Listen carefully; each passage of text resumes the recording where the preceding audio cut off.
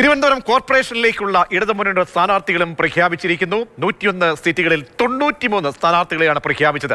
CPM ജില്ലാ committee അംഗം RP Shivaji, മുൻ മേയർ K ശ്രീകുമാർ, ശിശുക്ഷേമ സമിതി മുൻ അധ്യക്ഷൻ SP ദീപക് എന്നിവരാണ് മത്സരിക്കുന്ന പ്രധാനപ്പെട്ട നേതാക്കൾ. ഡീറ്റെയിൽസിലേക്ക് പോകാം. AK സ്റ്റെഫിൻ ചേരുന്നുണ്ട്. സ്റ്റെഫിൻ, സ്ഥാനാർത്ഥി പ്രഖ്യാപനം വരുമ്പോൾ ജില്ലയിലെ തലസ്ഥാനത്തെ ഏറ്റവും മുതിർന്ന നേതാക്കൾ, പ്രധാനപ്പെട്ട നേതാക്കൾ ആരൊക്കെയാണ് ഈ ലിസ്റ്റിലേക്ക് വരുന്നത്? ഒപ്പം ശേഷിക്കുന്ന സീറ്റുകൾ എന്തുകൊണ്ടാണ് പ്രഖ്യാപനം നടക്കാതെ പോയത്?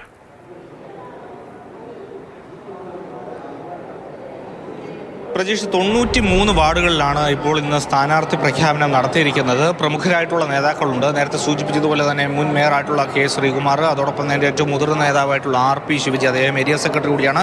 ശ്രീകുമാറും ഏരിയ സെക്രട്ടറിയാണ്. അതോടൊപ്പം തന്നെ വഞ്ചൂർ ബാബു ഏരിയ സെക്രട്ടറിയാണ്. അങ്ങനെ 3 ഏരിയ സെക്രട്ടറിമാർ മത്സരിക്കുന്നു.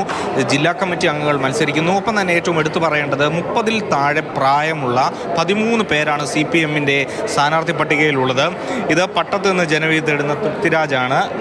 അച്ഛനെ നമുക്കൊരു പക്ഷേ കൂടുതൽ സുപരിചിതനായിരിക്കും, കാരണം ഡെപ്യൂട്ടി മേയർ PK രാജു എൻ്റെ മകൾ കൂടിയാണ്. അങ്ങനെ അച്ഛൻ നിന്ന വാർഡിൽ മകൾ മത്സരരംഗത്തേക്ക് ഇറങ്ങുകയാണ്.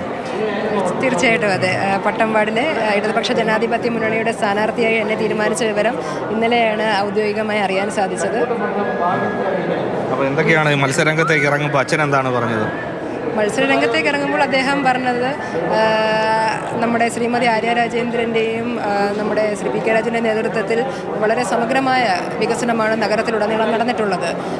ഈ നഗരത്തിൻ്റെ വികസന പ്രവർത്തനങ്ങൾക്കിടയിലും വളരെ ഇടതുപക്ഷ ഐക്യം വളരെ മുറുക്കി പിടിച്ചുകൊണ്ടാണ് അദ്ദേഹത്തിനൊരു മകളെ പോലെയും ശ്രീമതി ആര്യ രാജേന്ദ്രന് ഒരു പിതാവിൻ്റെ സ്ഥാനത്ത് നിന്നുകൊണ്ട് ആ ഒരു ബോണ്ടിങ് ഞാൻ എന്നും അവർക്കിടയിൽ കണ്ടിട്ടുണ്ട്.